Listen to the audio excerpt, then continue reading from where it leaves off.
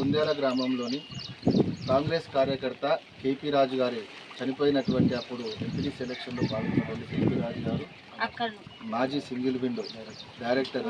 ఆయనకు కుటుంబ వ్యవస్థ ఇక్కడ 7 మంది సమూహంతో ఉన్నటువంటి కుటుంబం. ఇక్కడ దాదాపు వృద్ధురాలు రేపు మాపు అనారోగ్య ఇబ్బంది పడుతున్నటువంటి వృద్ధురాలు ఇక్కడ దాదాపు 6 మంది మొత్తం కలిసి ఒక రేకుల ఇంట్లో మొత్తం అక్కడ నుంచి వాన వస్తే పడిపోయేటువంటి సిచ్యువేషన్లో ఉన్నటువంటి ఇక్కడ ఉన్నటువంటి అధికార వ్యవస్థ కావచ్చు, ఇక్కడ ఉన్నటువంటి శాసనసభ్యులు కావచ్చు, ఇలాంటి కార్యకర్త ఇంటికి కూడా కనీసం సాయం చేయనటువంటి ఇక్కడ రావాల్సినటువంటి గుండెల కేటాయించాల్సినటువంటి ఇళ్ళు ఏవైతే ఉన్నాయో దాదాపు అర్హులుగా మేము సర్వే చేసినప్పటికీ 145 మంది అర్హులు ఉంటే కేవలం 32 మందికి ఇచ్చారు. ఆ 32 మందిలో కూడా కనీసం ఇటువంటి వ్యక్తులకు కూడా ఎలిజిబిలిటీ లేకుండా కూడా చేశారు. మరి ఇక్కడ ఉన్నటువంటి స్థానికులు ఉన్న మా బహుజన్ సమాజ్ పార్టీ నాయకులు ఇక్కడ ఉన్న ఎంపీడీఓ గారిని దాంతో ఉన్న కాంగ్రెస్ పార్టీని ఎవరైనా కొడితే ఇది మా చేతిలో లేదు, ఎమ్మెల్యే గారే రాశారు, ఎమ్మెల్యే గారికి సంబంధం అని చెప్పి చెప్తా ఉన్నారు.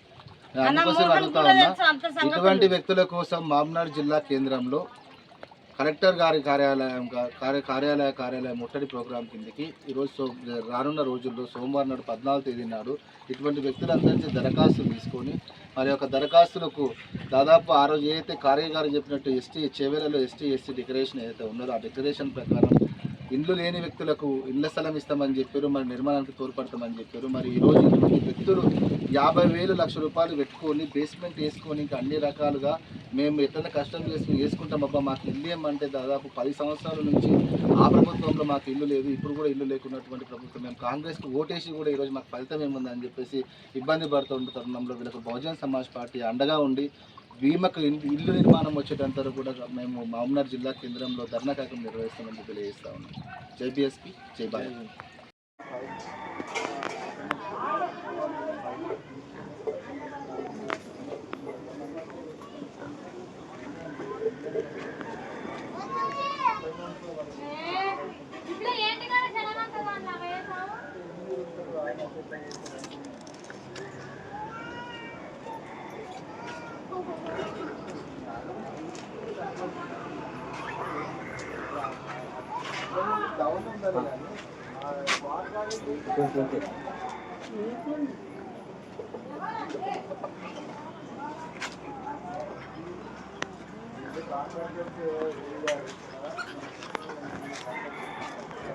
ఆ టైంకు వాళ్ళతో జరిగిపోవాలి. ఇందిరమ్మ ఇంత నమూనాగా మార్పు చేసి చేయండి. నాకు ఆ రోజు కష్టపడి ప్రయత్నం చేస్తున్నాను,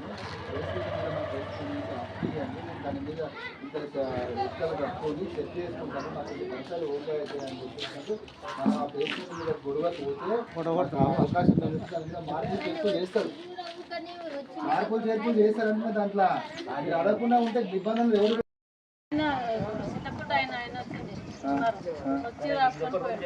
ఏమని చెప్పింది రాసుకొని పోతే మరి ఆ ఇల్లు కట్టించని చెప్పింది ఏమని చెప్పింది వస్తాయి నాకు రాసుకోపోయినాక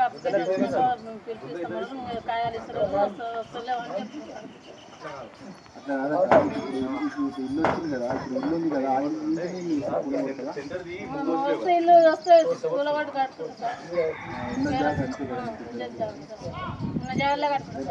నాడు మన అప్లికేషన్స్ కలెక్టర్ అప్లికేషన్స్ ఎవరైతే ఇల్లు మంచి ఆటో పెడతారు.